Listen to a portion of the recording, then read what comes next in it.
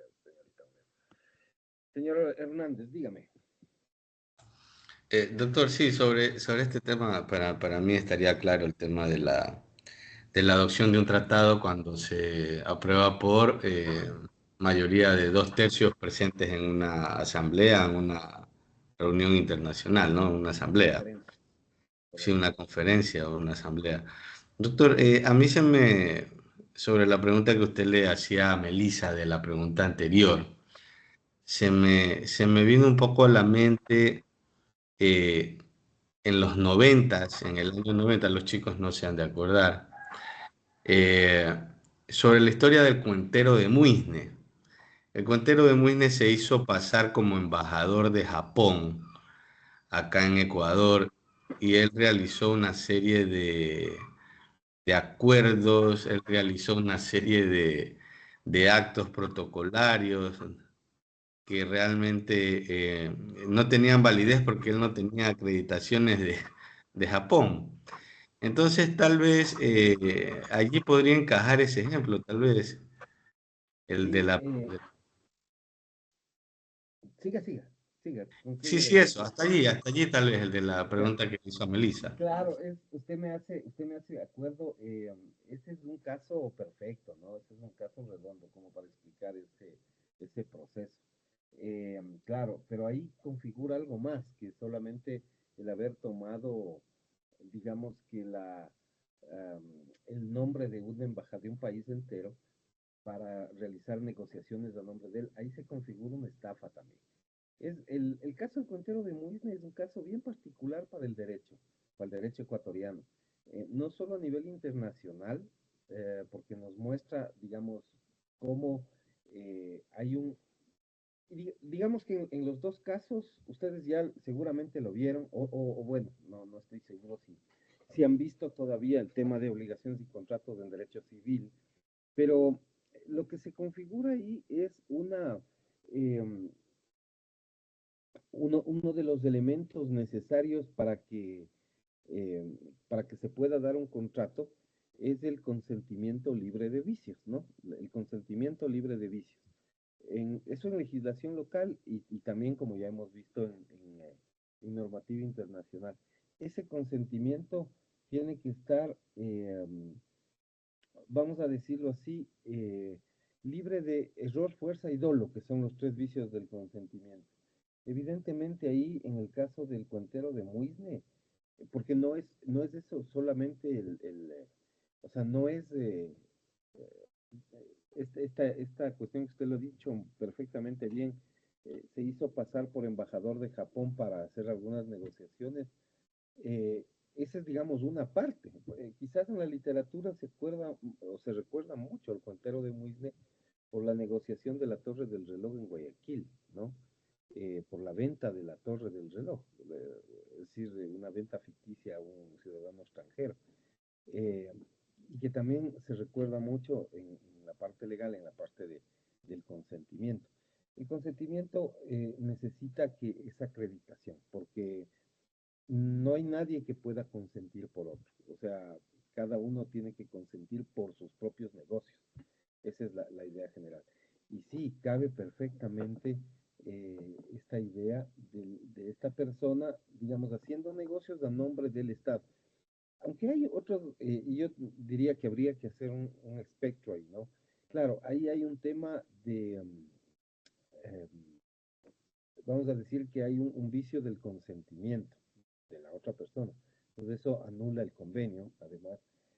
Pero también habría que considerar que muchas veces en derecho internacional no solamente tiene que ver con una cuestión dolosa en materia penal, ¿no? O sea, cuando hay esta intención de engañar, que es la del cuentero de Muisne, que sí es un caso que cabe en el artículo 8, pero también habría que pensar que muchas veces um, alguien que ha estado trabajando habitualmente eh, celebra convenios y tratados internacionales sin tener la representación.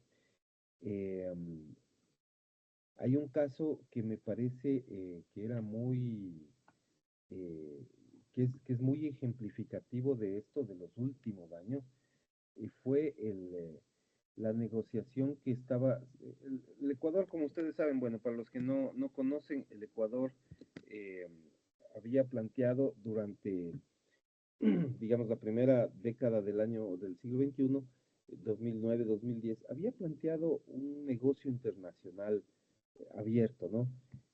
El Ecuador se estaba comprometiendo a dejar el petróleo del, digamos, del bloque petrolero ITT bajo tierra, es decir, no explotarlo, a cambio de que la comunidad internacional se sirva a hacer un depósito de un valor económico um, en una cuenta, obviamente abierta para el efecto, que tenga que ver con atención de cuestiones de servicios básicos, vamos a decir, de mejora de las condiciones de vida del Ecuador, para de esa manera, digamos, el Ecuador se comprometía a dejar el petróleo bajo tierra y a cambio recibía un dinero de la comunidad internacional, con lo cual iba a atender aquellas necesidades que no hubiese sido posible atender sino con la explotación de ese petróleo. No sé si me hago entender.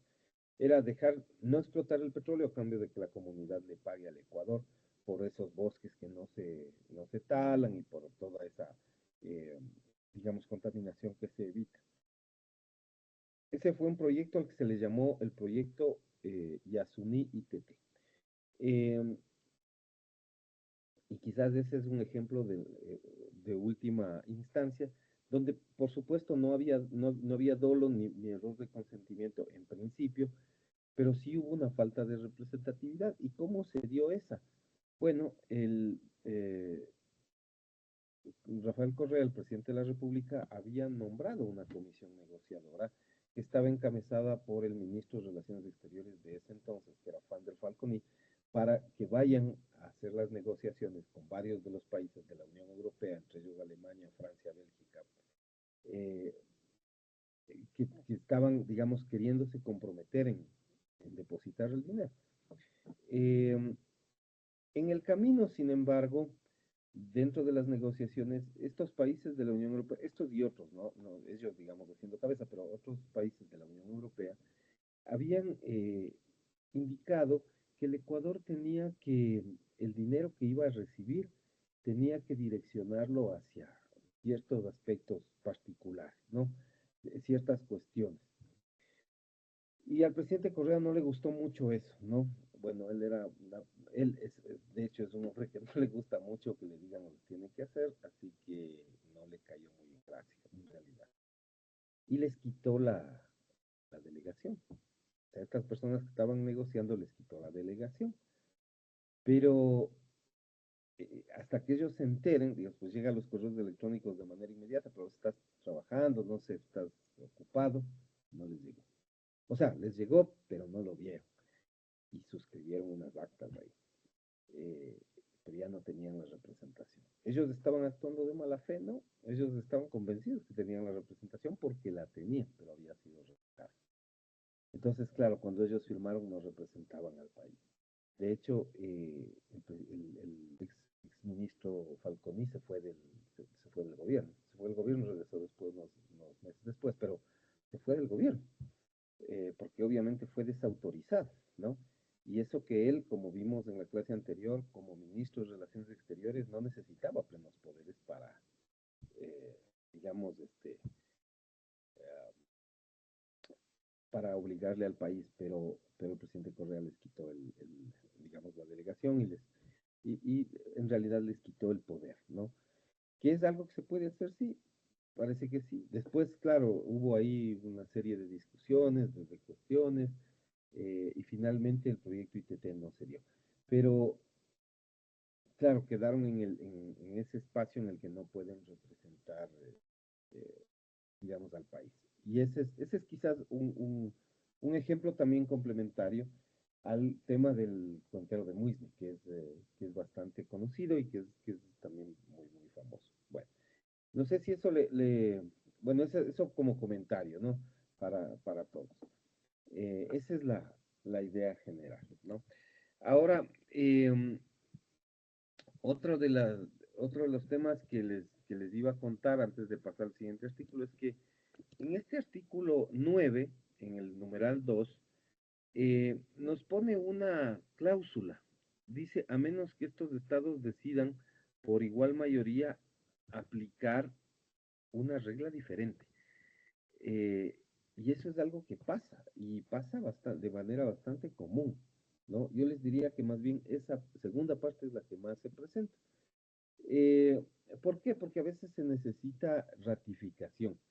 Entonces, para que los convenios, los tratados internacionales también puedan ser adoptados, esta segunda regla dice que si tú con los 2/3, ¿no es cierto? Puedes modificar esta regla, o sea, con los mismos 2/3 de votación, con los mismos 7 votos de estos 10 del ejemplo, puedes modificar la regla para que se adopte el convenio. Entonces, si esos 7 votos dicen, por ejemplo, que es lo más común que pasa, que el convenio se considere adoptado con el 40% de los votos, con el 40% de las ratificaciones, ¿ya? Eso significa en la práctica que si tienes 4, ya se me... Si tienes 4 de los 10 países que han ratificado, el convenio se considera adoptado.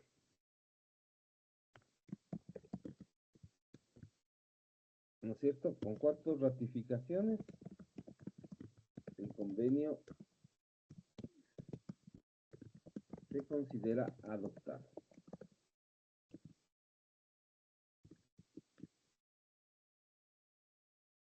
Esa es la, esa es la regla. Y esto es algo que generalmente pasa. Eh, Hay que hacer una votación inicial en la que tienes que tener 7 votos y con esa puedes modificar tu propia regla. Hacer más o hacer menos también, ¿no? Como en este caso, normalmente le colocan esta regla de los 4, eh, del 40%, ¿no? Entonces, si tienes 100 países, serán 40 ratificaciones, ¿no? Si tienes 50 países, pues serán 20 ratificaciones. Y así, dependiendo del número de países que intervengan en el proceso. Eso como regla general. No sé si hay alguna pregunta, por favor. ¿Está claro este tema?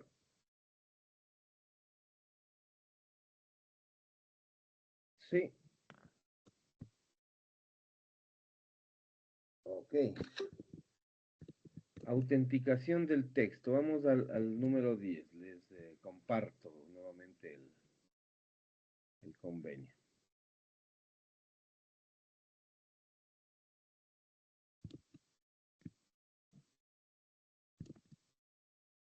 Ok, artículo 10. Vamos a ver. Señorita Yagloa, por favor. Ya, artículo 10. Ante tipificación del texto, el texto de un tratado quedará establecido como auténtico y definitivo. A. Mediante el procedimiento que se prescriba en él o que convenga a los estados que hayan participado en su elaboración. O B. A falta del procedimiento, mediante la firma ad referendum o la rúbrica puesta por los representantes de esos estados en el texto del tratado o en el acta final en la conferencia en la que configure el texto. Ajá, ok. Bueno, aquí hay, muchas gracias. Aquí hay algunos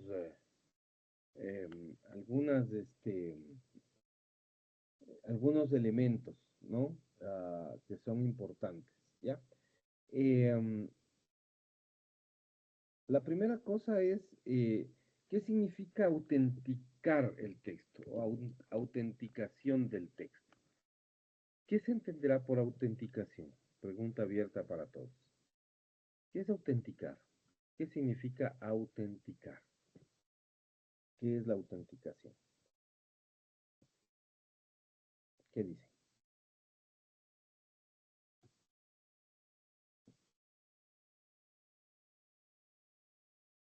Que tiene una validez, profe. Que tiene una validez. A ver, O sea, vamos que a tiene ver. una validez oficial, profe. Una validez oficial. Eh, ok, una validez oficial. Pero ¿qué significa esto de que tenga una validez o que tenga una validez oficial? Que sea, doctor, tal vez que sea un documento original, verdadero, oficialmente por el ente que debe aprobarlo, emitirlo, expedirlo. Ok, de acuerdo. Eh, en términos generales, el mismo artículo, si ustedes le miran, digamos, las respuestas también, ¿no? Es un texto que tiene que ser validado o validado formalmente o legalmente y que tiene que ser mirado como un texto formal, un texto, hay una palabrita que usa el artículo 10, definitivo, ¿no? Definitivo. Eh, este es importante como estructura, ¿no? Eh, porque nosotros lo que estamos haciendo es tener un documento que, digamos, rija para todos los países que están interviniendo. Entonces, eso es una cuestión que debe tener un nivel de importancia a nivel internacional y que pueda ser, digamos, deba tener la misma vigencia, no importa si se ha suscrito en el Ecuador, o en Colombia, en Argentina, bueno, que tenga un nivel de vigencia igual en todos los países en los que se ha suscrito. Entonces, claro, el texto auténtico tiene que ver con un nivel de originalidad. Claro que sí, tiene que ser un documento original, como decía el señor Hernández, y también, claro, tiene que ser un documento que tenga un nivel de validez, tal como lo ha dicho la señorita Moreno, el señor Velasco también, eh, tenga que tener unas condiciones de validez que le permitan tener vigencia en los diferentes estados. Entonces, normalmente lo que dice el artículo 10 es que el procedimiento de autenticación, es decir, el procedimiento mediante el cual el texto de un tratado queda determinado como auténtico, entre comillas, digamos, original y definitivo, tiene que ver con ese proceso. ¿Y cuál es ese proceso? Bueno, los estados tienen que ponerse de acuerdo cuando ese documento se considera ya auténtico, ¿no? Eh, Normalmente eso es bastante más fácil, ¿no? Cuando se considera auténtico, y digamos el literal B nos da la pista, ¿no? Mediante una firma. ¿Firma de quién? Es la pregunta. Bueno, del representante dotado de los plenos poderes. O sea, su firma, ¿no? Su firma es aquella que va a establecer la autenticidad de ese documento, ¿no? Primero es esa idea, ¿no? Eh, Aquí hay que hacer algunas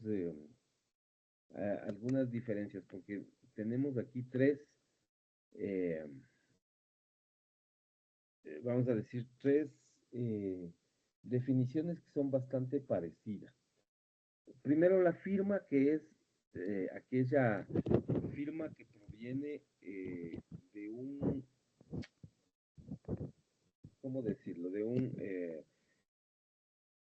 un representante autorizado con plenos poderes. Esa es, digamos, que la firma, ¿ya? Eh, ¿Cómo definimos la firma? ¿Qué es la firma? ¿Qué sería la firma? Empecemos por ahí, porque hay otros dos términos que son parecidos y hay que dilucidar de qué se trata. ¿Qué es la firma? ¿Qué es una firma? ¿Qué les parece?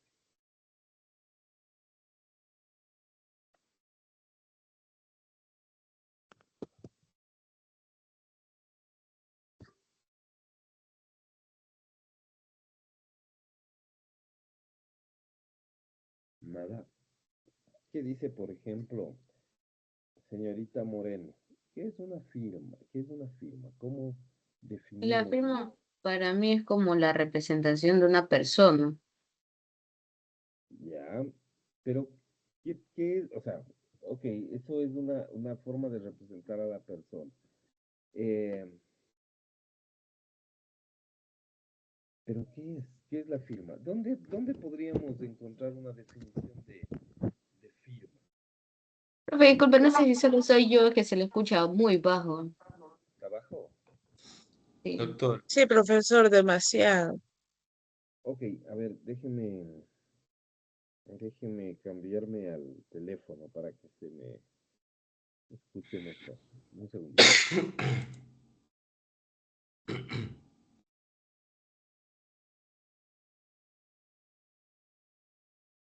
Ahí, ¿qué tal?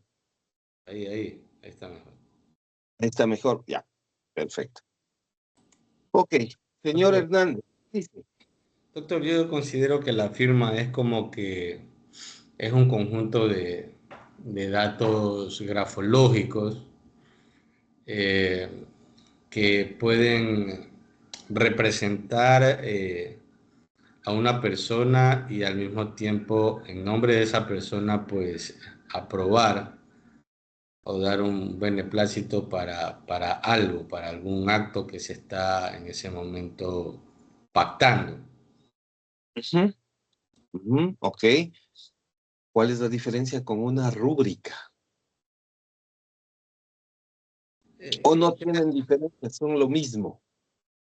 La rúbrica creo que es solo una figura en donde no se detalle nombres, puede ser una figura tal vez, o sea, sí lo entiendo, ¿no? ¿Ya? Una figura donde no se detallen los Eh, nombres directamente. nombres, sí. Em, ¿podríamos hacer un ejemplo? No sé, un ejemplo de una firma, de una rúbrica, para ver cuál es la diferencia.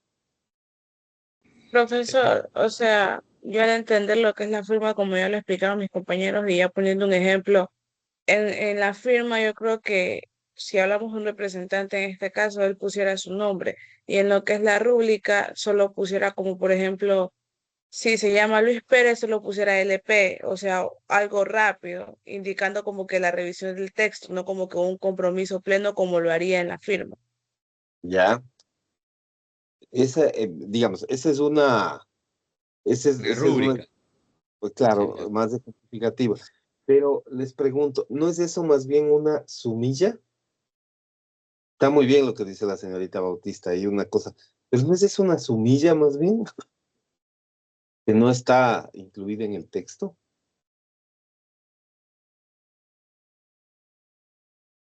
Me parece que esa es una sumilla, ¿no? Eh, ¿Alguien más, alguien pudo ubicar en algún lugar una definición de firma, una definición de rúbrica? De pronto,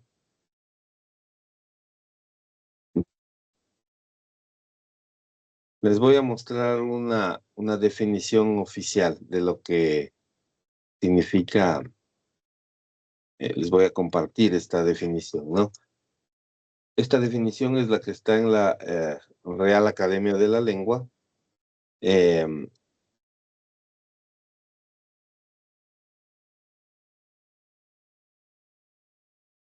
Está en la Real Academia de la Lengua. La firma. La firma se define como el nombre y apellidos escritos por una persona de su propia mano en un documento. Pero dice, fíjense ustedes, con o sin rúbrica. Es decir, hay una diferencia en eso, ¿no? Hay una diferencia explícita para darle, fíjense ustedes, autenticidad o mostrar la aprobación de su contenido. Es decir, la vinculación del concepto con la autenticidad es precisamente el hecho de que si uno pone el nombre y apellido con la propia mano, está dándole características de originalidad, de autenticidad en este caso, al documento sobre el cual estamos tratando. Y muestra la aprobación. En otras palabras, muestra el consentimiento del representante del Estado en este caso, aunque eso es aplicable a su contrato, al contrato a nivel local. Y fíjense, rúbrica, ¿ya? Rúbrica, en cambio, se define en la misma Real Academia de la Lengua como el rasgo o conjunto de rasgos realizados siempre de la misma manera que suele ponerse en la firma después del nombre y que a veces la sustituye. Es decir, nosotros en la práctica, cuando hablamos de firma, deberíamos decir la firma, ¿no? La firma, en términos generales, tiene que ver con... Y la firma, cuando... No sé si ustedes han escuchado ese término que es muy común en la ley, sobre todo en temas como la ley notarial o en temas que tienen que ver mucho con contratación, como el derecho civil o el derecho comercial, donde uno tiene que ir y suscribir ciertos documentos. No sé si ustedes han escuchado que dicen que hay que, por ejemplo, en las notarías generalmente uno va a reconocer la firma y rúbrica, ¿no? Firma y rúbrica. Reconozca firma y rúbrica. Es decir, en pocas palabras, la firma es el nombre y apellido. Esa es la firma. Y la rúbrica es el dibujo que le acompaña. Pueden estar los dos, o puede estar solo la firma, o puede estar solo la rúbrica. Señor Hernández, por favor. Doctor, sí, justamente con algunos amigos a quienes yo les he visto firmar, justamente les he manifestado eso, que lo que suelen hacer muchas personas es una rúbrica nada más, es colocar una serie de gráficos allí y nada más. Realmente la firma es la unión entre el nombre y esos rasgos gráficos que podrían consolidar, digamos así, a una firma oficialmente que lo puede representar. Inclusive en términos legales, viéndolo desde el punto de vista penal, o sea, la persona que hace una rúbrica es sujeta a una falsificación mucho más fácil que una persona que firma con nombres y rúbrica, porque es más complejo el trazo grafológico y todo eso, ¿no? Entonces realmente ahí hay una mala interpretación de las personas cuando entienden que la firma, pero colocan es una rúbrica y para ellos eso es una firma, cuando no es así, lo estamos ahorita corroborando. Hasta allí, doctor. Correcto, muchas gracias. Así que es eso, ¿no? Esa es la diferencia. La firma es el nombre y apellido o apellidos. La rúbrica es un dibujo que puede acompañar la firma o puede ir solita. Y la firma también puede estar, obviamente, completamente sola. Entonces, de acuerdo a lo que tenemos en la instrucción del artículo 10, la firma o la rúbrica, ¿no es cierto?, le dan autenticidad al texto del convenio. Y hay otra expresión que utilizamos, que es la firma ad referendum. Ad referendum. ¿Qué significa, perdón, esta idea de ad referendum? Ad es un prefijo que significa después, ¿no? Después. Y referéndum básicamente es una aprobación, ¿no? Referéndum es una palabra latina, grecolatina en realidad, que significa que lo vas a aprobar, ¿no? Por eso hacemos nosotros referéndums en el país para que lo apruebe la población, ¿no? Son referéndums.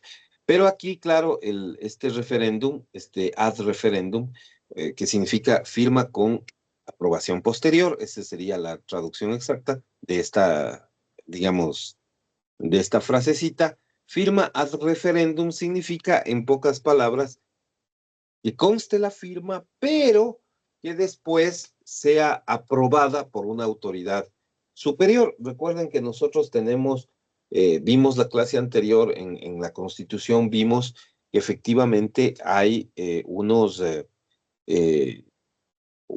temas que tienen que ser aprobados por la Asamblea Nacional. Entonces, otra autoridad tiene que emitir esta autenticación ad referéndum. Es decir, firma el representante del Estado, firma el propio presidente de la República, el ministro de Relaciones Exteriores, muy bien, o la persona con plenos poderes, muy bien, la firma, pero después tiene que someterle a aprobación. Y eso es lo que se llama ad referendum. Con esa estructura sería lo que nosotros, digamos, tendríamos que utilizar en la práctica, ¿no? Esa es un poco la diferencia, ¿ya? Bueno, eso tenemos en el artículo 10. Vamos al artículo 11. Vamos a ver a quién nos tocaba. Señorita Moreno, por favor. 11. Formas de manifestación del consentimiento en obligarse por un tratado. El consentimiento de un Estado en obligarse por un tratado podrá manifestarse mediante la firma, el canje de instrumentos que constituyen un tratado, la ratificación, la aceptación, la aprobación o la adhesión, o en cualquier otra forma que se hubiera convenido. Ok, gracias. Entonces, aquí tenemos varias formas, están, digamos, no hay mayor lío aquí. ¿Cómo manifiesta el consentimiento un Estado? Bueno, mediante su firma, mediante el canje de instrumentos, que normalmente esos instrumentos tienen que ver con convenio, perdón, con memorandos, con oficios, es decir, nos vamos poniendo de acuerdo. Un Estado envía a otro, ¿no? Envía por memorando o por un oficio o por un correo electrónico, depende, ¿no? Este tema, y el otro le va respondiendo. O sea, yo te propongo firmar esto, el otro le devuelve con observaciones, el otro le dice esto te acepto, esto no, ¿qué te parece esto? Entonces, ese intercambio es el que va conformando el consentimiento, ¿no? Ese intercambio, ese canje de instrumentos. Y finalmente, el canje propiamente dicho es cuando ya las dos versiones, la versión final del instrumento se intercambia entre ellos, ¿no? Esa es una idea.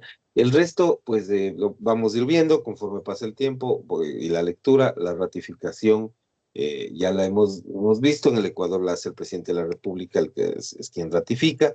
La aceptación, la aprobación son cuestiones que están asociadas. Bueno, en el caso de la aceptación es un tema que cuando se requiere una aceptación por parte del presidente de la República respecto a la aprobación que se ha hecho, a la suscripción del convenio, y la aprobación viene de la Asamblea Nacional, eso ya lo vimos también. También está el tema de la adhesión, que es juntarse a un tratado, convenio que ya se ha suscrito, eso también lo vimos. Y luego viene el tema del consentimiento en obligarse por un tratado que se manifiesta mediante la firma. Entonces vamos a ir viendo cada una de estas estructuras y para eso pues vamos a darle lectura. Señorita Bautista, por favor, podemos leer el artículo 12 que está en pantalla, ¿no?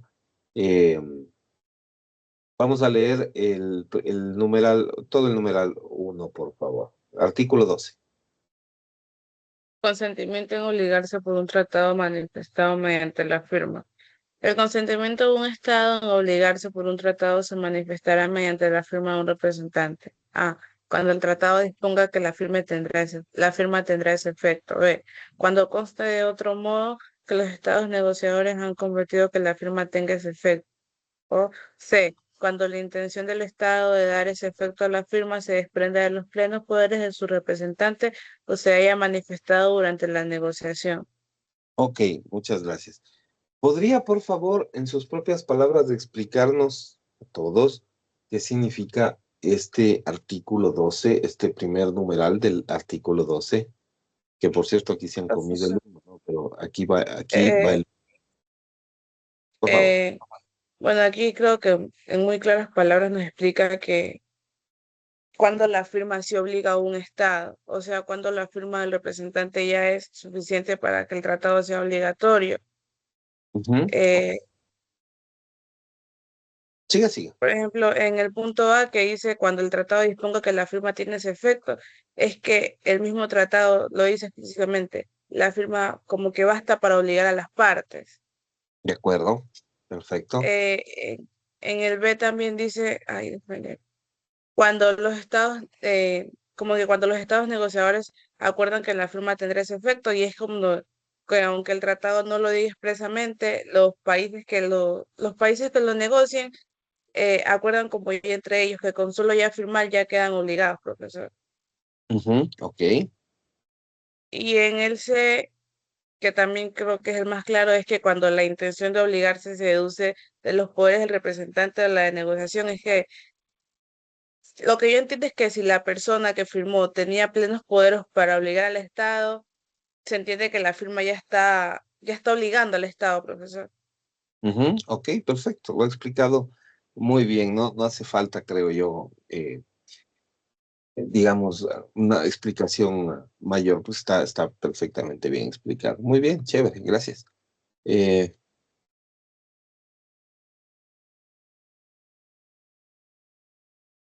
Vamos al numeral 2, ¿no?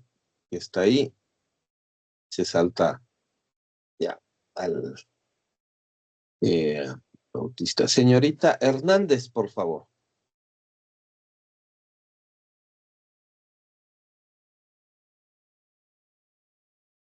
Ya. Para los efectos del párrafo 1, literal, la rúbrica de un texto equivaldrá a la firma del tratado cuando conste que los estados negociadores así lo han convenido. ¿Y ve? Ya, literal, la firma a referéndum de un tratado por un representante que equivaldrá a la firma definitiva del tratado si un estado la confirma. Ok, en sus propias palabras, por favor, ¿qué significa este segundo párrafo, este numeral 2 del Convenio de Viena?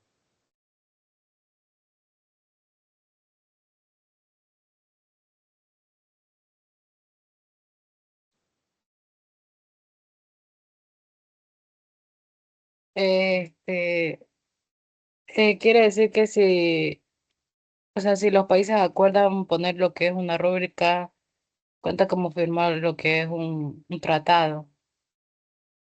Y Ujú. también que si el representante, como dice literal B, que si el representante da el referéndum, esa firma solo será, o sea, definitiva si un país la aprueba después. Ok, ¿cómo tendría que ser esa firma de referéndum? ¿Se le ocurre cómo debería funcionar? ¿Qué debería pasar?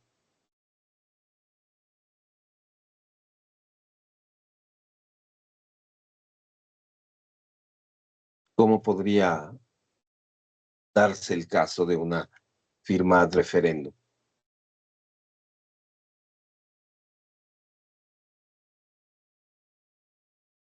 O sea, no es cuando se firma como lo que es un tratado, pero, o sea, se deja de que esa firma necesita lo que es la aprobación de su gobierno. Ok, en el caso del Ecuador, ¿quién tendría que aprobar, dado el caso que requiera aprobación? Nuestro gobierno, ¿Quién? ¿Qué parte del gobierno? el presidente, ¿no? No, la Asamblea Ah. Nacional. La Asamblea Nacional, ¿no? Está en los artículos de la Constitución nuestra, que, digamos, eso se aplica para nosotros, no es una regla para todos los estados, porque cada estado tiene su regla propia. Pero en nuestro caso en particular, quien aplica la aprobación, que por lo tanto significaría una firma ad referéndum, la da la Asamblea Nacional, ¿no? O sea, el Poder Legislativo, básicamente. Ok, chévere. Bueno, muchas gracias. Am, Antes era, ¿no? Ya.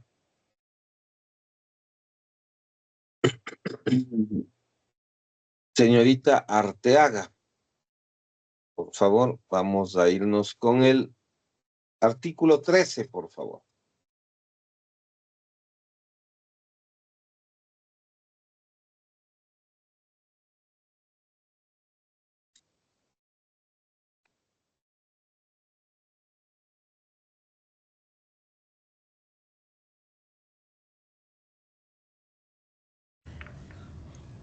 Consentimiento en obligarse por un tratado manifestado mediante el canje de instrumentos que constituyen un tratado. El consentimiento de los estados en obligarse por un tratado constituido por instrumentos canjeados, entre ellos se manifestará mediante este canje. A. Cuando los instrumentos dispongan que su canje tendrá ese efecto. O B, cuando conste de otro modo que esos estados han convenido que el canje de los instrumentos tenga ese efecto. Ok, listo, muchas gracias. En sus propias palabras, ¿qué significa esto? ¿Qué significa este artículo 13? Que un estado puede obligarse por un tratado mediante, ya como hemos visto ahí, un canje de instrumentos, Ujú. que son los documentos oficiales entre los estados que lo constituyen. Eh, Podríamos decir que ese canje tiene efecto solo si los instrumentos lo representan expresamente, es decir, si los estados son negociadores y lo acuerdan así de una manera que se ha manifestado que ese canje se cumpla legalmente. Ok.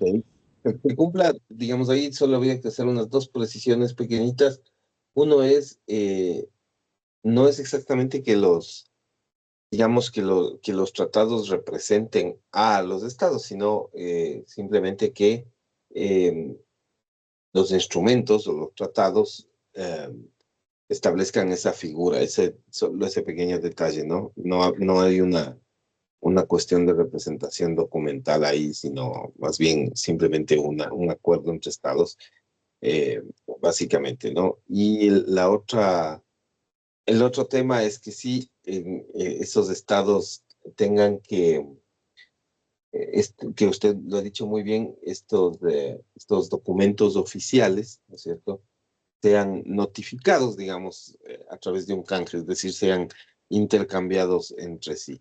Eso nada más, pero está bien, ¿no? Bueno,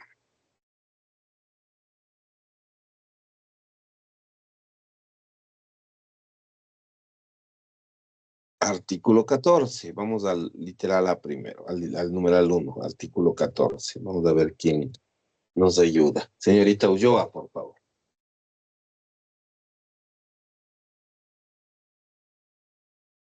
Consentimiento en obligarse por un tratado manifestado mediante la ratificación, aceptación o la aprobación. El consentimiento de un Estado en obligarse por un tratado se manifestará mediante la ratificación. A. Cuando el tratado disponga que tal consentimiento debe manifestarse mediante la ratificación. B. Cuando conste de otro modo que los estados negociadores han convertido que se exija la ratificación. C. Cuando el representante del estado haya firmado el tratado a reserva de ratificación. O D. Cuando la intención del estado de firmar el tratado a reserva de ratificación se desprenda de los plenos poderes de su representante o se haya manifestado durante la negociación. Ok. ¿Puedo bajar un poquito o hasta ahí nomás? Es hasta ahí, porque esta es otra. Si está hablando el profesor no se le escucha nada. ¿No me escucha? No, Yo ¿no me ahí sí escucha? te escucho mejor, profe, la verdad. ¿Está mal el sonido? Hola, ¿me escuchan mejor? Profe, yo sí lo escucho bien. Sí, doctor, yo también le lo escucho escucho. bien también. Ya, sí, porque le tengo al micrófono, está aquí abajo. Entonces, Se escucha clarito. Sí, lo- ya, yo tenía bajado el volumen, por ah, eso no me he dado cuenta. ya, ok, problema. Pero sí se me escuchó. Sí, yo sí les escucho bien, yo sí les escucho bien. El tema es que, claro, bueno, estos aparatos a veces son complicados, pero yo le tengo el micrófono abajo. Entonces, en teoría debería escucharse clarito. Bueno, la cosa es que está bien el tema. Vamos a simplemente, eh, creo que leamos nomás el numeral 2 para complementar y luego hablar de toda la ratificación. El numeral 2, por favor, siga, por favor. Sigo leyendo, pero Y ya. por favor, ¿Puedo bajar un numeral, poquito? claro. ¿Puedo bajarle un poquito?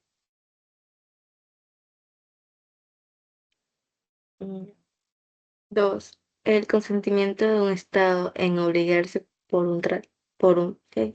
por un tratado se manifestará mediante la aceptación o la aprobación en condiciones semejantes a las que rigen para la ratificación. Ok. ¿Puede, ¿puede hacer un resumen de este tema? ¿Qué es lo que dice la Convención de Viena sobre estas? Son 3 pasos que son bastante parecidos, ¿no? Ratificación, aceptación y aprobación. Podríamos, digamos,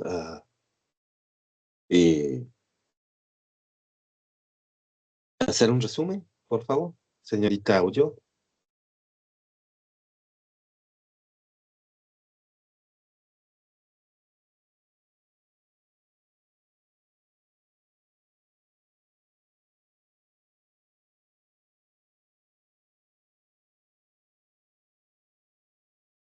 A ver, ¿qué es un grado? Que debe haber una ratificación. Creo que es lo más corto. Debe aceptarse ya. Ya, bueno, en términos Ujú, algo generales, más por favor, directo. ya. Sí, digamos, aquí hay tres cosas que son, que son directas. O sea, hay tres conceptos que por lo general tienen que ver con cómo nosotros consensuamos en el tratado, ¿no? Entonces, ese es el tema. Voy a abrirles la Constitución solamente para, digamos, como para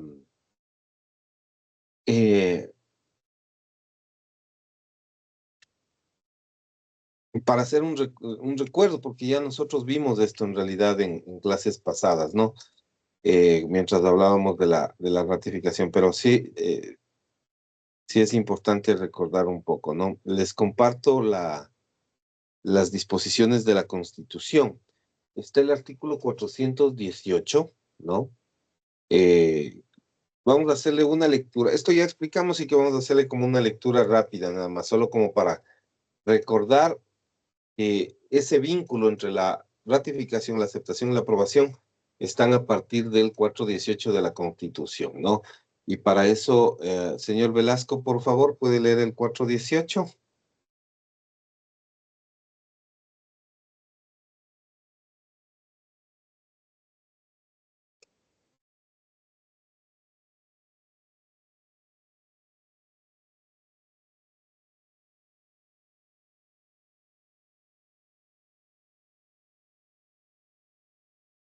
Nada, no está. Profe, disculpe, Diego dice que tiene la computadora medio pesada, por eso creo que no Ya, puede prender el audio. Me escribió por ok, privado. ya, no hay problema. Señor Delgado,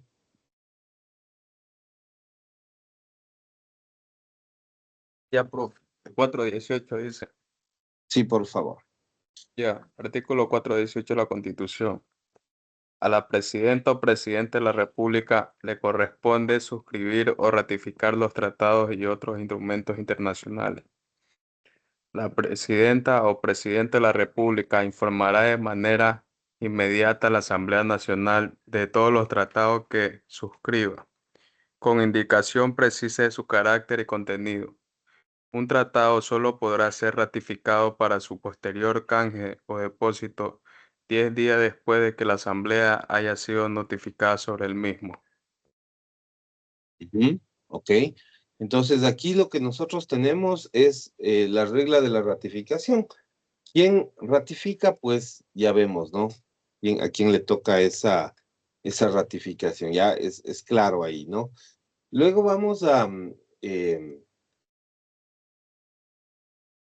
la otra parte, ¿no es cierto? La aprobación, artículo 419. Señorita Yagloa, por favor, para acordarnos de esta disposición. Artículo 418. Sí, por favor. 19, Ya. 419. Ya, la ratificación o denuncia de los tratados internacionales requerirá la aprobación previa de la Asamblea Nacional en los casos que, uno, se refieran a materia territorial o de límites. 2. Establezcan alianzas políticas o militares. 3. Contengan el compromiso de expedir, modificar o derogar una ley. 4. Se refiere a los derechos y garantías establecidos en la Constitución. 5. Comprometan la política económica del Estado establecido en su Plan Nacional de Desarrollo a coordinaciones de instituciones financieras internacionales o empresas transnacionales.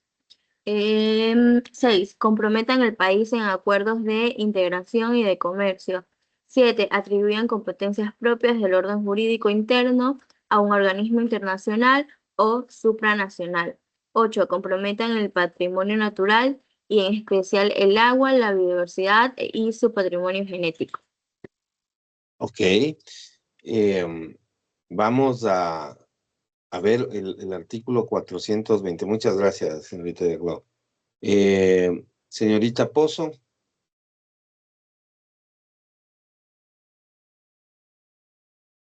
Dígame, profesor. Okay. 420, por favor.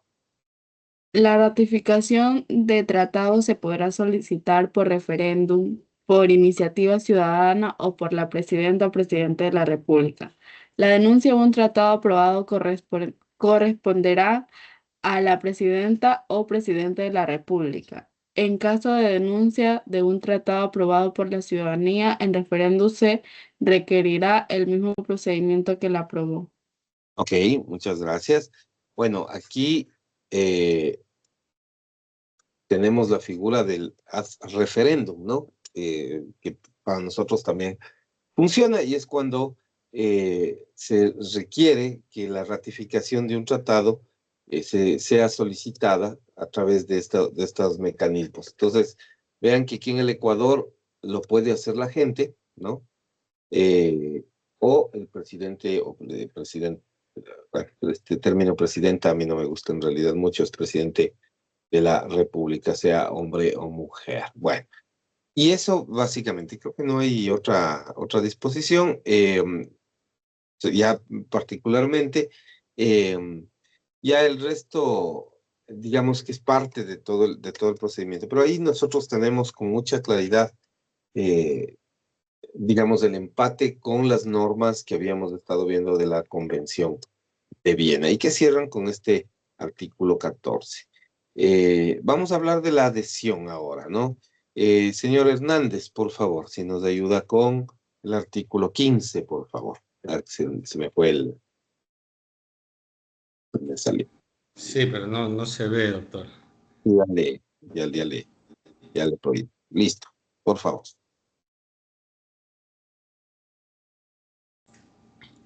A ver, el artículo 15, ¿no? Consentimiento en obligarse por un tratado manifestado mediante la adhesión. El consentimiento de un Estado en obligarse por un tratado se manifiesta mediante la adhesión. A. Dos puntos. A. Cuando el tratado disponga que ese Estado puede manifestar tal consentimiento mediante la adhesión. B. Cuando conste de otro modo que los Estados negociadores han convenido que ese Estado puede manifestar tal consentimiento mediante la adhesión, o cuando todas las partes hayan consentido ulteriormente que ese Estado puede manifestar tal consentimiento mediante la adhesión. Ok. ¿Podría, por favor, plantearnos un resumen general del artículo 15 respecto de qué significa la adhesión y cómo el Estado consiente en suscribir un tratado convenio internacional mediante esta figura, por favor? A ver, el Estado... El Estado se puede obligar en un tratado manifestado en estos 3 puntos, cuando se cumplen estos 3 puntos, según este artículo, ¿no? Un Estado, ¿no? Se puede obligar. Cuando el tratado disponga que ese Estado pueda manifestarse con sentimientos mediante la adhesión. Quiere decir, entiendo yo, cuando el Estado puede pronunciarse en tal sentido mediante ese documento para poderse adherir, que le sirve ese documento a un Estado para poder justificar su adhesión o expresar su sentir o intención en ese documento para poderse adherir. B. Dice, cuando conste de otro modo que los estados negociadores han convenido que ese estado puede manifestar, es decir, cuando entre todos los estados que se encuentran allí, negociadores, establezcan o convengan que X estado puede manifestarse consentimiento mediante otro modo, mediante otro documento que le permita expresar su adhesión. Y el C, podríamos decir que cuando todas las partes que están allí hayan pues consentido consiguientemente todas las demás formas, podríamos decir, que se encuentren en alguna normativa o algún documento, para que un Estado pueda manifestar su adhesión mediante otro tipo de manifestaciones que ulteriormente se puedan encontrar. Correcto. Chévere, muchas gracias. Sí, en efecto. Usted ha dicho o ha utilizado una expresión bastante importante, eso que dice relación al propio procedimiento, ¿no?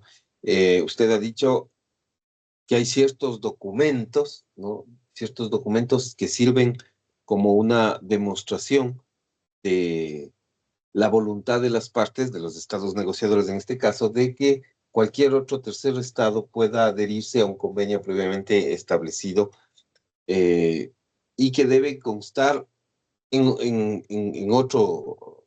mediante otro modo, dice el literal B, ¿no? Y usted lo ha dicho muy bien, cuando hayan documentos. Normalmente, si es que, normalmente lo que pasa en la práctica es que los estados no están pensando mucho en la adhesión. La adhesión es una figura que básicamente implica que un estado que no formó parte de las negociaciones originales del tratado pueda venir después. Es decir, se trata de la incorporación de terceros estados. Ya vimos esas definiciones, ¿no? La incorporación de un tercer estado dentro del tratado del convenio. Esa es una cosa bien interesante que nos plantea la normativa. Y normalmente, a pesar de que esta podría ser una cláusula, digamos, convencional bastante frecuente, pues no lo es. No es que todos los convenios están pensados para adherir más, ¿no? Están pensados, claro, para, digamos, representar las inquietudes del momento de los estados que suscriben, ¿no? Sus necesidades, sus opiniones, sus requerimientos.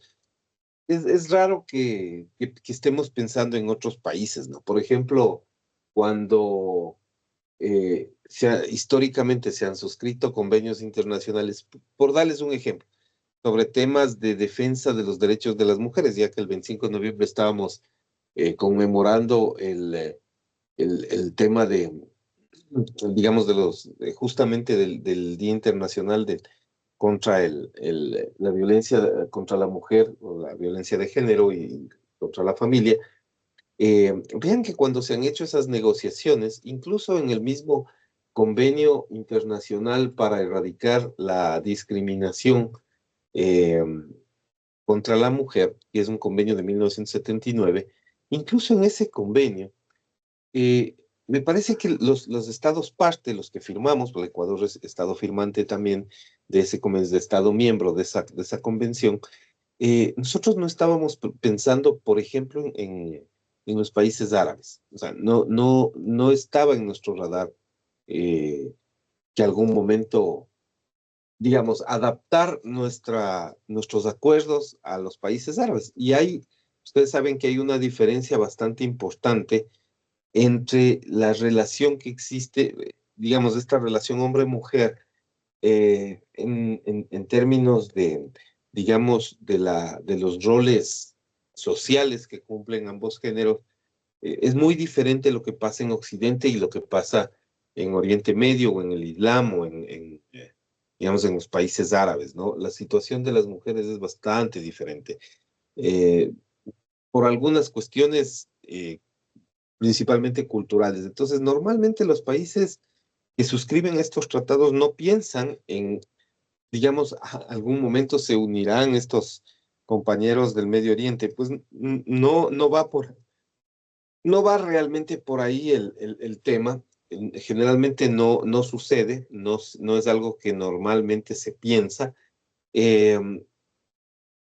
Pero eventualmente puede suceder que esos países quieran adherirse, ¿no? No es, como digo, no es la panacea, no es exactamente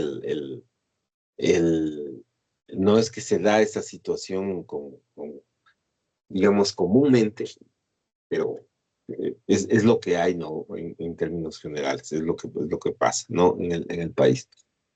Entonces, bueno, si algún momento alguno de estos países que no han suscrito esa convención, por supuesto, porque obviamente ahí la situación del rol de género es muy distinta a la nuestra, pero si algún día requieren una adhesión, es decir, sumarse a los demás países del mundo que han suscrito esos acuerdos, bueno, ellos tendrán que cumplir estas condiciones, ¿no? Y estas condiciones requieren cierto nivel de aceptación de los países que ya son miembros o que son estados parte de esta convención, ¿no? Como hemos dicho en ese sentido. Bueno,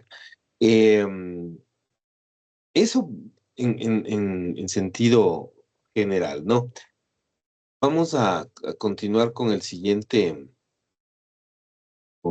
artículo. Y es el artículo 16 que tiene que ver con el canje o depósito. Señorita Bautista, por favor. Artículo. Canje o depósito. Eso. Sí, por favor. Canje o depósito de los instrumentos de ratificación, aceptación, aprobación o adhesión. Salvo que el tratado disponga otra cosa, los instrumentos de ratificación, aceptación, aprobación, adhesión harán constar el consentimiento de un Estado en obligarse por un tratado al efectuarse. A. Su canje entre los Estados contraste. B. Su depósito en poder del depositario. O C. Su notificación a los Estados contratantes o al depositario si así se ha venido convenido. Ok. Ahí están tres opciones, ¿no? En general, bueno, la cuestión del canje ya lo hemos, digamos, conversado un poco, ¿no? Tiene que ver mucho con el intercambio de instrumentos oficiales, que pueden ser correos electrónicos, memorandos de oficios, cartas de intención.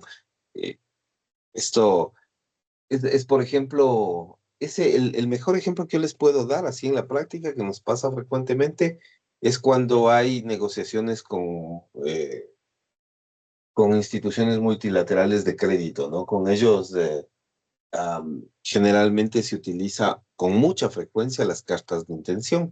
Es decir, ahí no es todavía un convenio, no es todavía un tratado, sino una carta de intención en donde el país básicamente dice: yo, si firmamos este convenio, este tratado, este acuerdo, me comprometería, no es que me comprometo ya, pero me comprometería a tales cosas. Esa es una carta de intención. Entonces, normalmente se usa con la banca multilateral, hablemos del Banco Mundial, hablemos del BID, del Banco Interamericano de Desarrollo, hablemos del Fondo Monetario Internacional. Generalmente con ellos se utiliza ese canje, es bastante común, ¿no? Y también con otros países que suelen hacer préstamos al Ecuador, como el caso de la República Popular de China, es un prestamista frecuente nuestro. Lo hemos hecho con Alemania, en muchas ocasiones con la corporación alemana, la GIZ, como agencia de gobierno. Digamos, se ha hecho con la USAID, aunque bueno, el programa USAID, no sé si saben todos, pero está suspendido, o se suspendió, lo suspendió el presidente Trump hace algunos meses atrás. Entonces, pero con ellos se hacía más o menos lo mismo, se suscribían primeramente unas cartas de intención, ¿no? Y otros organismos, ¿no? La Unión Europea mismo pedía una carta original de intención, digamos, para plantear los parámetros generales de lo que el Ecuador quería comprometerse. Esos canjes de instrumentos que normalmente se hacen por una vía, vamos a decir, oficial, ya sea de correo convencional o ya sea de correo electrónico, funciona de una manera eh, bastante habitual, ¿no? Luego, claro, la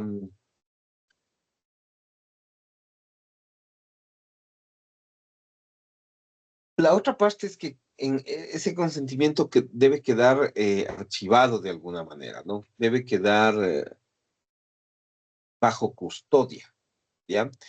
Y esto significa el depósito. Ese depósito es un proceso de custodia. Se entrega el instrumento original, que consta con las firmas de rúbricas o con, digamos, el mecanismo sobre la firma, sobre la rúbrica o el mecanismo que se hayan puesto de acuerdo las partes. Eso se entrega al depositario, ¿no? En términos generales, los depositarios suelen ser las entidades en cuyo respecto, en cuyo contexto se realizan las suscripciones de los acuerdos en materia internacional. Por ejemplo, el depositario más común de todos es la Organización de Naciones Unidas, ¿no? Que tiene su servicio eh, de depósito, ¿no? Donde uno envía los acuerdos, las ratificaciones, o sea, toda esa documentación queda en custodia de las Naciones Unidas, ¿no? Que tiene una oficina especial para eso. Pero hay otras organizaciones sobre las cuales se puede también, o que cumple el rol también de depositario cuando hay ese contexto. Por ejemplo, el caso de la Organización Internacional del Trabajo, que es una organización fuera del sistema de Naciones Unidas, pero que también repercute en varios países sobre temas laborales y colectivos, sobre todo. Pues, esa organización también suele actuar como un depositario de los instrumentos internacionales originales, ¿no?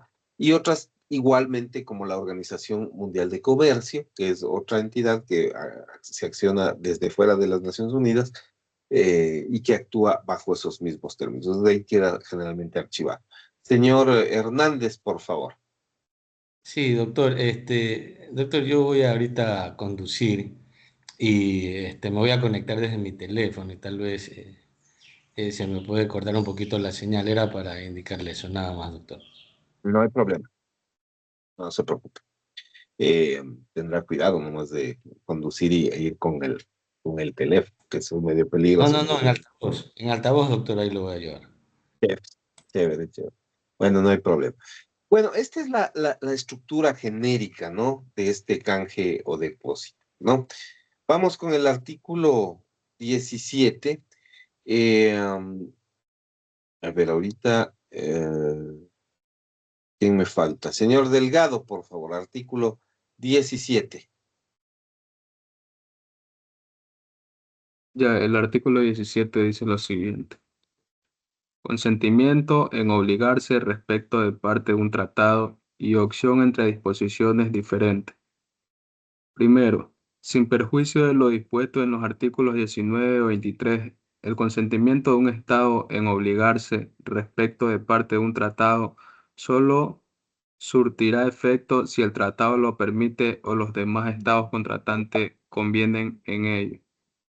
Segundo, el consentimiento de un Estado en obligarse por un tratado que permite una opción entre disposiciones diferentes solo surtirá efecto si se indica claramente a qué disposiciones se refiere el consentimiento. Ok. ¿Se entiende esta disposición? ¿Qué dice señor Delgado? ¿Cómo la entiende? ¿Se entiende con claridad a qué se refiere?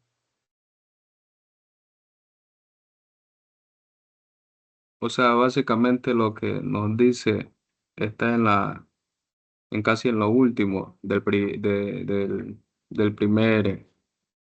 párrafo, en donde dice que solo surtirá efecto si el tratado lo permite o los demás estados contratantes convienen en ello, o sea que si están de acuerdo. Pero, ¿en qué estarían de acuerdo? ¿A qué se refiere? ¿En qué tendrían que los demás estados convenir o estar de acuerdo? ¿A qué se refiere exactamente? En un tratado, pues, profesor, o en algunas disposiciones ahí, o las disposiciones diferentes, ¿Qué o sea, algún significa? cambio, algún cambio Pero, dentro del tratado. ¿puede poner un ejemplo, por favor? Para los ejemplos soy malo, profe. ¿Alguien, un ejemplo, por favor? Gracias, señor Delgado. ¿Qué Nah. dicen el resto? Un ejemplo, para ver si se entiende bien esa disposición. Una disposición es muy simple, pero a veces con, digamos, con todos los adornos que le ponen en la redacción, a veces se vuelve oscura. ¿Alguien un ejemplo? ¿Se les ocurre?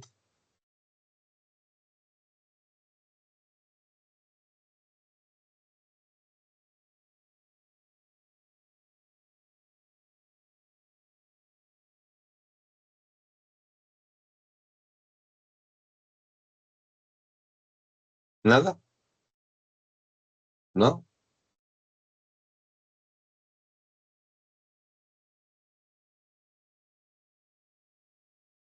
¿O una explicación adicional? ¿Qué dicen, señorita Yagloa? ¿Algo que le ocurre?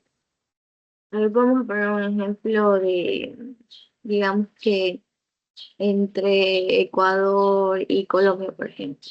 Ya, ¿no? Entonces, ellos firman, digamos que un tratado bilateral para una transportación fronteriza, por decirlo así, para que haya circulación de, digamos que ambas partes. Ya, ¿no? Entonces, digamos que firman ese tratado, entra en vigor, ambos acuerdan como hacer ese intercambio, por decirlo así, pero supongamos que, digamos que Ecuador entrega a Perú sus documentos de ratificación y Perú también entrega a Ecuador los suyos. Y quizás en esa parte de digamos, de eso, del momento de, digamos que poner como que todo sobre la mesa o los acuerdos y esto y lo otro, digamos que se me ocurre, ¿no? Que Ecuador tiene una disposición, digamos que diferente a que la de Perú, por decirlo así. Ya, perfecto. Y entonces ahí lo que va a pasar es que tiene que haber unanimidad, ¿no? Entre todos, ¿sí? Ok, es claro eso. Entonces, esta es una, digamos, como para que quede claro, y finalmente, para todos, esta es una disposición que podría llamarse fácilmente consentimiento parcial, ¿no? Consentimiento parcial. Eh, em, ¿Por qué? Porque lo que hace es diferenciar el texto total del tratado de una sección, de una parte, ¿no? En parte de un tratado, dicen, ¿no? Es decir, una parte que solamente puede surtir efectos para un estado determinado. Pero eso es posible, sí, claro, es posible. Es posible que hayan diferencias. Pero ¿cuál es el enfoque de eso? Como decía la señorita Yagloa, si es que yo celebro un convenio, un contratado con otros países, puede ser que en el caso del Perú, dice, ¿no? Pueda ellos querer algo distinto, ¿no? Y sea una parte diferente, que se aplique de manera diferente. Eso surte efectos si los estados, los demás estados, dice, convienen en ello. Entonces, significa básicamente tener la unanimidad de eso. O sea, en la práctica, si nosotros queremos hacer el ejemplo que yo les decía al inicio, vamos a hacer un tratado de libre comercio, digamos, entre los 10 países del lado, eh, digamos, sudamericano, ¿no? Los 10 países de Sudamérica queremos hacer un convenio sobre algo, ¿no? Eh,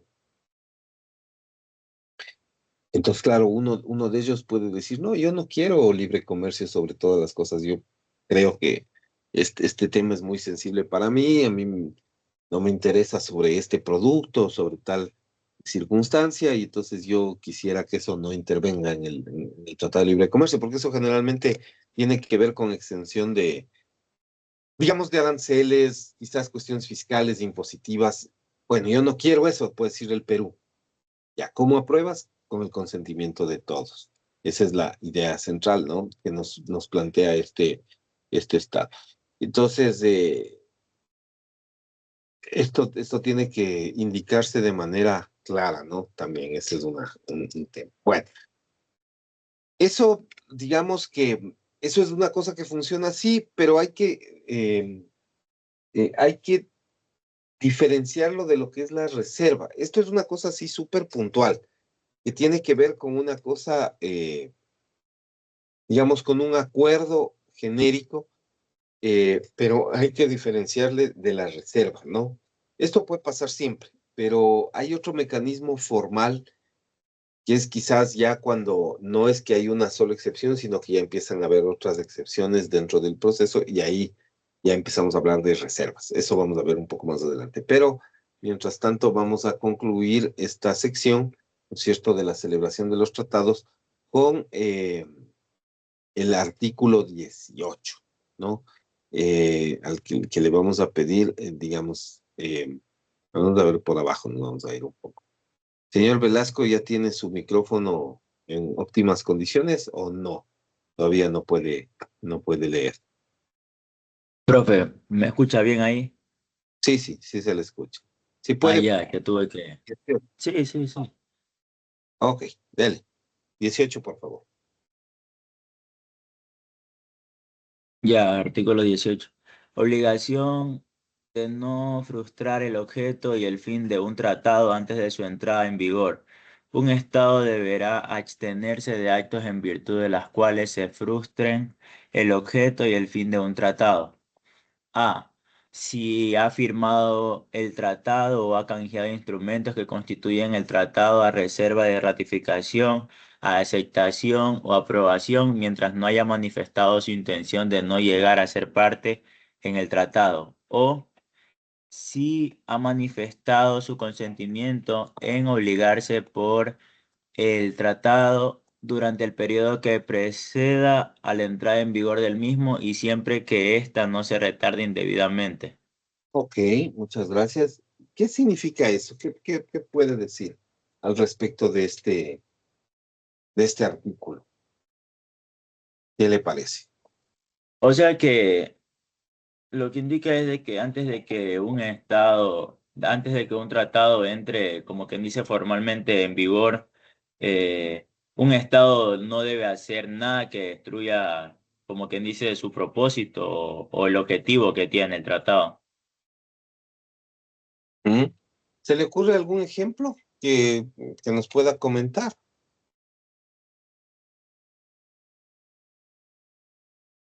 Digamos, si aquí en Ecuador se firma un tratado, digamos, como para proteger, digamos, estas cosas de la Amazonía, pero falta lo que es la ratificación que usted estaba hablando en antes.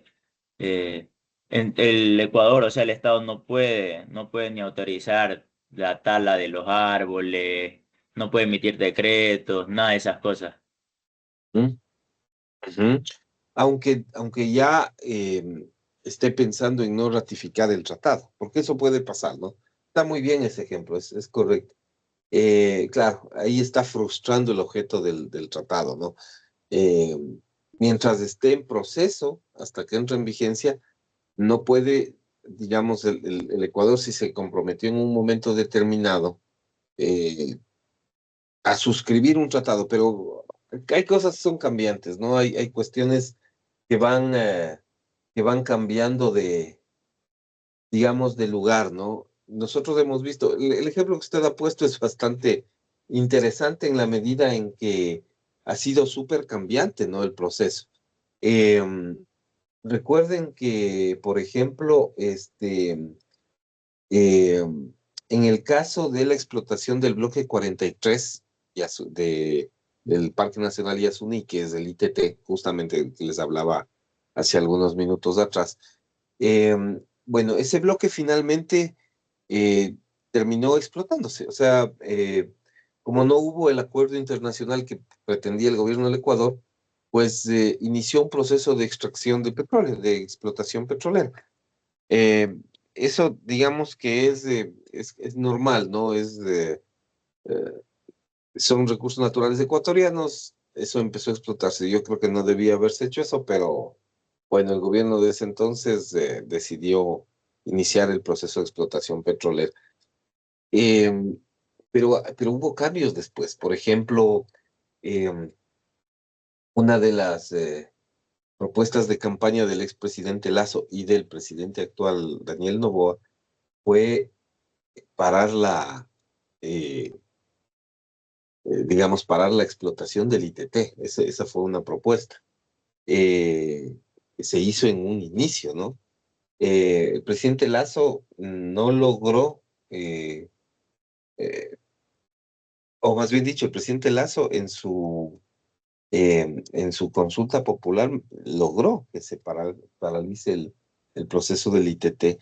Lo logró, pero después ya no le gustaba la idea, ¿no? O sea, en principio lo logró, ganó digamos, en una consulta popular que se llevó a cabo en el Ecuador, pues ganó la opción de cesar las operaciones hidrocarburíferas en el bloque 43, pero después el propio presidente me parece que se dio cuenta de que había un problema económico al cesarlo, dejaba de percibir ciertos ingresos y además tenía que gastar más dinero en tratar de hacer el cierre y ya no le gustó mucho. Entonces empezó a intentar cambiar de opinión. Eso son cosas que pasan, ¿no? Lo mismo un poco el presidente Noboa, ¿no? Que en principio cuando estaba en un proceso de campaña él ofrecía lo mismo y sin embargo cuando llegó al poder pues ya no le gustó mucho la idea, porque obviamente significaba un descenso en los ingresos del país y para un político, en términos generales, el no contar con los recursos económicos para hacer las obras es una disminución en términos políticos. Entonces, en los dos casos hubo esto, ¿no? Que no funcionó de manera adecuada. Si hubiese habido un proceso, ¿no? Como en el caso del ejemplo que planteó el señor Velasco, me parece muy bien, si hubiese habido un convenio internacional, no sé, como para declararle, y a Suní, de hecho, le falta, creo que la única declaratoria que le falta es la de reserva de biosfera, me parece. Que el resto ha sido declarado Parque Nacional, área protegida, ¿no? Está en el libro de la UICN, está digamos,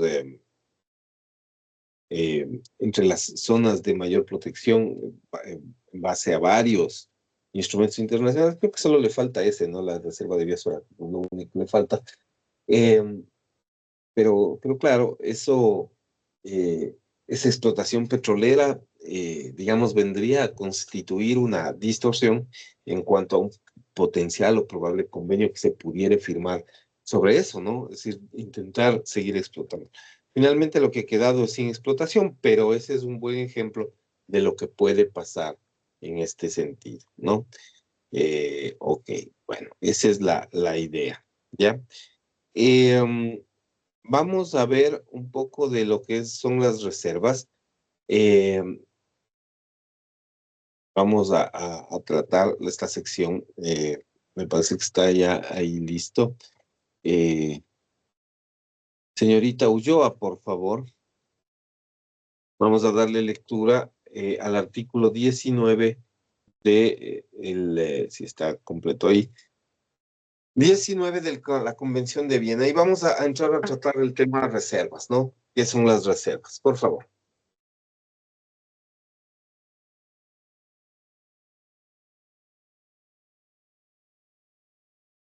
Ya, leo, profesor. Sí, por favor. Como las cero. Todo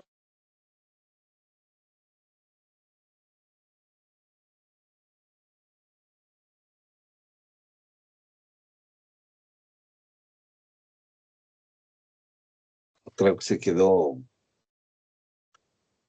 colgado, ¿no? tratado disponga. Creo que no Perdón.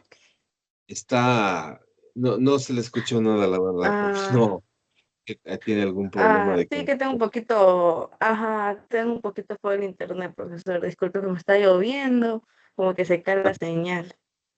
Sí, no, no se preocupe. Yo sé que eso suele pasar. Acá pasa exactamente igual. Ya, no importa. Ajá. Veamos Bueno, hasta que le mejore la señal. sí, tal vez puede leer otro compañero. Sí, por favor, lo vamos a hacer con la señorita Hernández, por favor. Dele una lectura. Quizás no esté lloviendo. La lluvia, eso no permite una buena señal. Eso sí es así.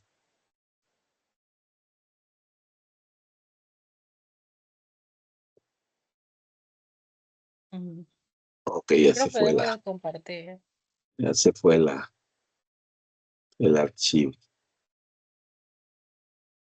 ¿Listo? Podemos darle lectura, por favor, artículo 19. Reservas. Formulación de reservas. Un Estado podrá formular una reserva en el momento de firmar, ratificar, aceptar o aprobar un tratado o de adherirse al mismo, a menos, literal A, que la reserva esté prohibida por el tratado. Literal B, que el tratado disponga que únicamente pueden hacerse determinadas reservas, entre en las cuales no figure la reserva de que se trate. Literal C, que en los casos no previstos en los tratados A y B, la reserva sea incompatible con el objeto y el fin del tratado. Ok. ¿Podríamos plantear algunos ejemplos sobre estos tres presupuestos, estos tres procesos?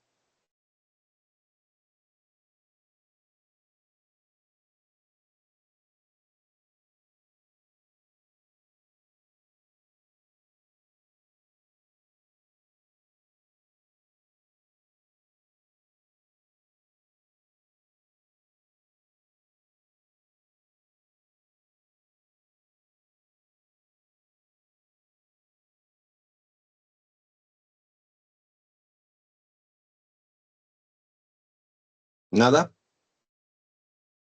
¿Se le ocurre a alguien?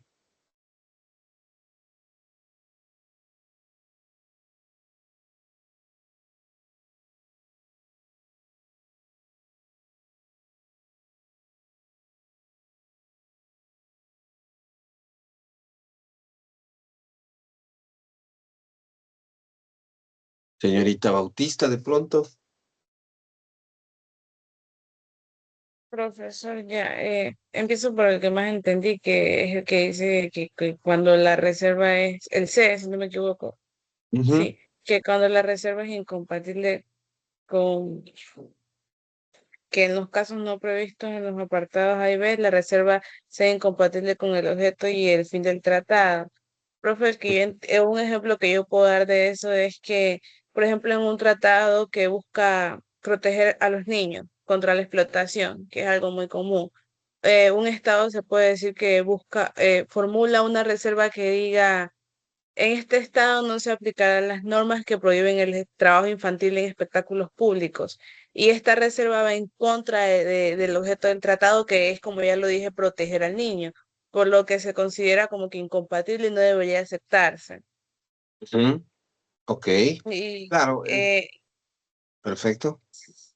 ya, el A también, que el B sí no lo entendí tanto, pero el A es el de que la reserva esté prohibida por el tratado. Por ejemplo, un tratado de derechos humanos dice que no se aceptan, no se admitirán reservas a ese tratado. Entonces, si un estado intenta poner una reserva, eh, por ejemplo, o excluirse de la obligación de prohibir la tortura, esta reserva no se puede aceptar porque el tratado lo prohíbe de forma total, creo yo. Ujú. Ok, lo he dicho perfectamente. Bueno, los dos casos están claramente explicados. Habría que complementar solamente cuando el literal B le dice que el tratado disponga que únicamente pueden hacerse determinadas reservas, entre las cuales no figura la reserva de que se trate. Es decir, justamente el Estado quiere plantear una reserva respecto de algo que está textualmente prohibido en el tratado. Por ejemplo, hay muchos ejemplos en cuestiones de fiscales, en cuestiones laborales, en cuestiones de propiedad intelectual. Em, hay algunos temas que casi siempre están en discusión, ¿no? Por ejemplo, en los casos de propiedad intelectual, muchas de las cosas que se discuten tienen que ver con la protección internacional de los derechos de autor. Todos más o menos saben, ¿si vieron propiedad intelectual o no han visto todavía? No todavía. Bueno, no me meto entonces demasiado en el tema, pero solo les explico superficialmente como para que quede entendido. Cuando usted quiere, digamos, alguien tiene por ahí una vena artística y le gusta componer canciones, por ejemplo. Entonces, tú compones tu canción y puedes ir al SENADI, a la Secretaría Nacional de Derechos Intelectuales, y hacer tu registro de tu canción. O sea, vas con tu partitura o vas con tu videíto, con tu audio y lo sometes a revisión para su registro, ¿no? Como un derecho de autor, porque tú eres el autor y lo puedes registrar a tu nombre. Entonces, tú puedes hacer eso. ¿Qué es lo que va a pasar? Que muchas veces en la estructura de los convenios internacionales siempre se trata de hacer que esa protección sea, digamos, entre todos los países firmantes y se ponen límites para eso, ¿ya? Entonces, a veces hay cosas que pueden ser negociables, como por ejemplo los derechos patrimoniales derivados del registro. ¿Qué quiere decir eso? Puede haber reglas que tú puedes evitar registrar como las regalías. Normalmente cuando tú haces tu canción y tú la cargas en una plataforma, recibes un pago económico, no una regalía. Eh, o normalmente cuando, por ejemplo, por ahí alguien ha hecho una canción y hay alguna agencia de publicidad o alguien que es dueño de un producto que quiere usar una parte o toda tu canción para hacer una campaña, pues tiene que pagarte unas regalías o tiene que pedirte permiso. Entonces, normalmente ahí pueden haber reservas. En esos temas, tú puedes decir, bueno, yo no quiero que, digamos, que no se paguen regalías fuera del Estado, que haya un esquema de pago de regalías interior dentro de cada Estado y que cada Estado sea el que se encargue de controlar eso. O sea, no quiero que me controlen eso. Si soy cantante ecuatoriano, pues no quiero que me controlen eso en Colombia o en el Perú, y lo mismo los peruanos no quieren ser controlados en el Ecuador o en Chile, sino que, digamos, mantener una estructura a nivel local, pero con una convención internacional que cubra y que proteja los derechos de entre todos. Tú puedes negarte a eso, ¿no? Pues decir, no, o sea, yo necesito que sí haya un nivel de control, digamos, en otros países respecto de estas regalías o de estos derechos patrimoniales, de estos derechos económicos asociados con la explotación del trabajo intelectual. Yo puedo hacer eso, se puede negociar, es cuestión de dinero. Lo que tú no podrías negociar jamás es la autoría, ¿no? La autoría no es algo innegociable. Es decir, el hecho de que yo soy el que compone la canción, pero lo registran a nombre del señor Delgado en el Perú. O sea, eso es innegociable, porque son derechos personalísimos que no se renuncian, porque tiene que ver con la naturaleza humana, o sea, es una producción intrínseca que sale de tu mente, ¿no? Eso no puedes negociar, aunque tú quieras negociar eso, no puedes, ninguna legislación lo acepta, y obviamente en la teoría del derecho internacional de la propiedad intelectual, de los derechos intelectuales, eso tampoco se acepta. Entonces, eso, por ejemplo, es uno de los puntos que el literal B que habíamos leído dice que el tratado disponga que solo se pueden hacer determinadas reservas. Normalmente son reservas asociadas a la parte económica, pero no a tus derechos intelectuales respecto de la autoría de esas obras, ¿no? Eso es algo que no se puede hacer. Y si tú lo quieres hacer, pues eso está prohibido de entrada. Generalmente se prohíbe en los tratados, ¿no?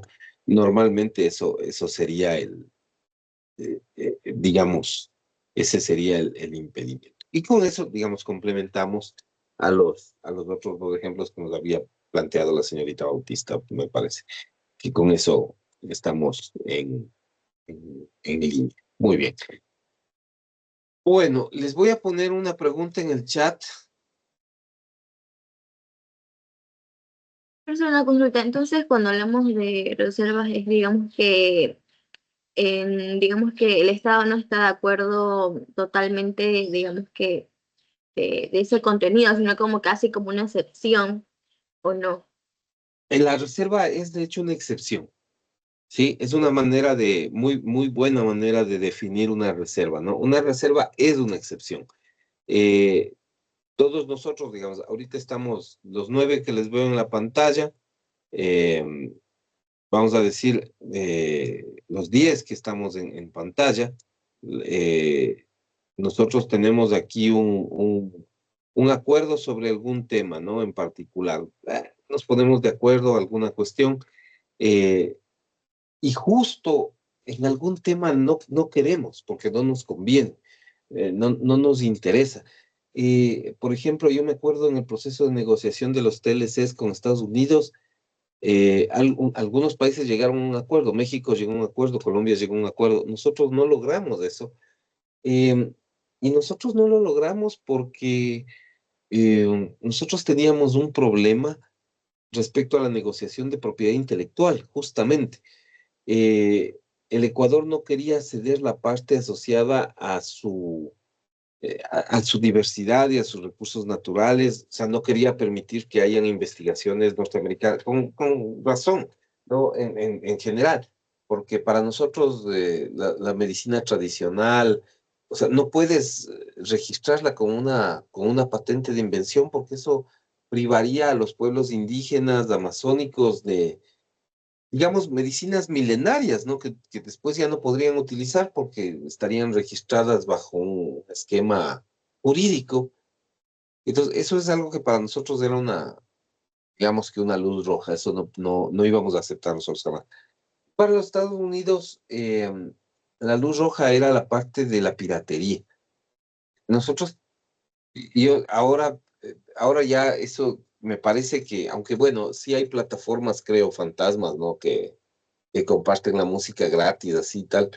Pero nosotros hemos vivido una cuestión de piratería brutal. Yo creo que debe ser uno de los pocos países del mundo en donde quebró Tower Records, que es una empresa transnacional, ¿no? Y Blockbuster Video, que tuvieron que salir de aquí porque efectivamente no resulta un negocio, ¿no? La piratería ha sido un problema que hemos tenido nosotros, es decir, la copia no autorizada de los productos intelectuales. Ustedes son pequeños, pero en edad, pero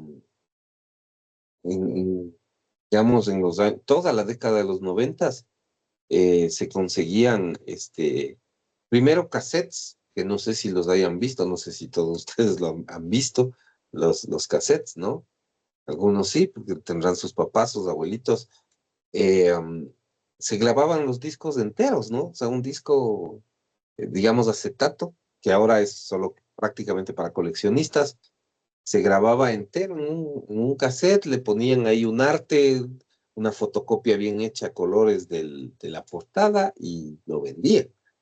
O CDs, ¿no? CDs que se vendían en las esquinas de los semáforos por $1. ¿No? $1, los 3, 4, 5 CDs que tenían como 200 canciones, una cosa así. Entonces, eso era complicado. Para nosotros combatir eso era súper complicado. De hecho, hubo gente que hizo su negocio y vivió de esos ingresos durante muchos años. Claro, con las plataformas virtuales ese tema casi que ha desaparecido y de hecho canales como Spotify o ese tipo o YouTube Music, son cadenas multinacionales en donde se aglomera la música, eso ya se puede escuchar, digamos, hay una versión gratuita en la que tú puedes escuchar, si es limitaciones, pero puedes escuchar gratuitamente. Así es. YouTube mismo en temas de video abrió completamente el mercado, puso otras condicionantes. Entonces, claro, eso ha eliminado la cuestión de la piratería mucho en el país, pero hubo mucho de eso, o sea, era impresionante a ratos el volumen de cosas que se podían conseguir bajo esas estructuras piratas. Bueno, pero ese es un tema que está relacionado con el hecho del TLC, ¿no? Entonces, ahí querían hacer reservas sobre esas cosas y no se dio. O sea, ni para Estados Unidos ni para nosotros era conveniente sostener esos tipos de reservas, es decir, excepciones a las cláusulas contractuales o a las cláusulas convencionales sería en este caso que no nos han permitido eso, ¿no? Bueno, no sé si está claro, señorita Yaglo, si esto aclara su pregunta. Sí, doctor, me quedó muy claro, gracias. Chévere. Ok, les voy a poner una pregunta en el chat.